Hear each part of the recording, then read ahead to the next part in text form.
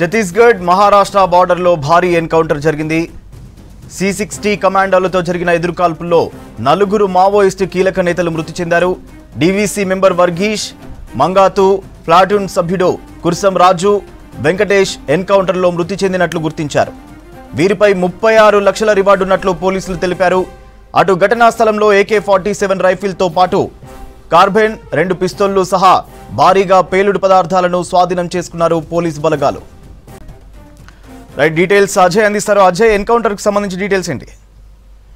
సూర్య, ఛత్తీస్గఢ్ మహారాష్ట్ర సరిహద్దుల్లో భారీ ఎన్కౌంటర్ జరిగింది. ఇటు కూంబింగ్ టీమ్స్ సంబంధించి పక్కా సమాచారంతో, అంటే ఆ మావోయిస్టులు అక్కడ క్యాంప్ ఏర్పాటు చేసుకుని అక్కడ ఉన్నారు అనే ఒక పక్కా సమాచారంతో ఇటు ఆ కూంబింగ్ టీమ్స్, పోలీసులు ఈ రోజు తెల్లవారుజామున ఛత్తీస్గఢ్ మహారాష్ట్ర సరిహద్దుల్లో ఏదైతే మావోయిస్ట్ సంబంధించిన క్యాంప్ ఏర్పాటు చేసుకున్న ప్రాంతం ఉందో అక్కడ ఫుల్ ఫ్లెడ్జ్డ్ గా కూంబింగ్ పార్టీస్ మొత్తం కూడా దాడులు నిర్వహించిన నేపథ్యంలో ఈ దాడులకు సంబంధించి ప్రతి దాడుల్లో భాగంగా ఇటు మావోయిస్టులు, పోలీసులకు ఈ మధ్య జరిగిన కాల్పులకు సంబంధించి కొన్ని గంటల పాటు కూడా ఒక హైటెన్స్ వాతావరణమే ఆ బార్డర్ లో క్రియేట్ అయింది. ఈ ఎన్కౌంటర్ సంబంధించి మనకు బేసిక్ గా అందుతున్న ఇన్ఫర్మేషన్ ని బట్టి మావోయిస్ట్ పార్టీకి సంబంధించి ముఖ్య నేతలు ఎవరైతే ఉన్నారో DVCకి సంబంధించి వర్గీస్ తో పాటు మంగాతు, ఇటు ప్లాటూన్ సభ్యులు కురసం రాజు, వెంకటేష్ మొత్తం 4 ఎన్కౌంటర్ లో మృతి చెందినట్లు ప్రాథమికంగా మనకు సమాచారం అందుతుంది. సో ఎన్కౌంటర్ జరిగిన ప్లేస్ ని మొత్తాన్ని ఇప్పటికే పోలీసులు పూర్తిగా సరౌండ్ చేసిన పరిస్థితి. ఎందుకంటే ఈ మావోయిస్టులకు సంబంధించి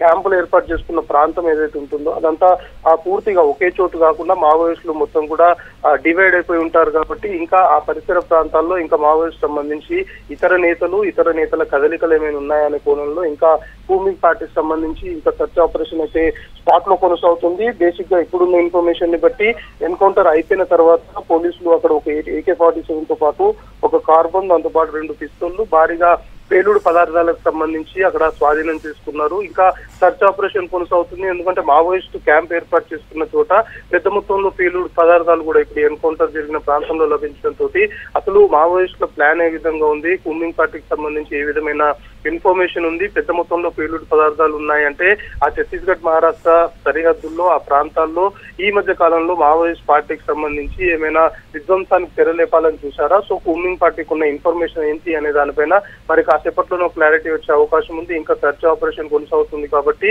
ఘటనా స్థలంలో ఏదైతే ఇప్పుడు జరిగిన ఎన్కౌంటర్ ప్లేస్ లో మాత్రం పెద్ద మొత్తంలో పేలుడు పదార్థాలను అయితే పోలీసులు స్వాధీనం చేసుకున్నారు. ఇంకా సర్చ్ ఆపరేషన్ అయితే కొనసాగిస్తున్నారు. ఇంకా ఎవరైనా మావోయిస్ట్ పార్టీకి సంబంధించిన సభ్యులు ఎన్కౌంటర్ లో తప్పించుకున్నవారు ఆ పరిసర ప్రాంతాల్లో ఉన్నారా అనే కోణంలో గ్రౌండ్ సంబంధించి టీమ్స్ అయితే ఇంకా సర్చ్ కొనసాగిస్తున్న పరిస్థితి. సో ప్రస్తుతానికి పెద్ద మొత్తంలో ఇటు మారణాయుధాలతో పాటు పేలుడు పదార్థాలను అయితే పోలీస్ టీమ్స్ ఆ ఘటనా స్థలంలో స్వాధీనం చేసుకున్నాయి. అయితే ఈ ఎంటైర్ ఛత్తీస్గఢ్ మహారాష్ట్ర సరిహద్దుల్లో జరిగిన ఎన్కౌంటర్ సంబంధించి ఇంకా సర్చ్ ఆపరేషన్ కొనసాగుతుంది. ఇక ఎదురు కాల్పులు అనేవి ఇంకా కొనసాగుతున్నాయి కాబట్టి మొత్తం పూర్తయిపోయిన తర్వాత ఈ ఎంటైర్ ఇష్యూకి సంబంధించి ఆ పోలీసులకు సంబంధించి ఒక ప్రెస్ నోట్ రిలీజ్ చేయడమా, లేకపోతే బ్రీఫ్ చేయడమా, లేకపోతే క్లారిటీ వచ్చే అవకాశం అయితే మరి కాసేపట్లో కనబడుతుంది.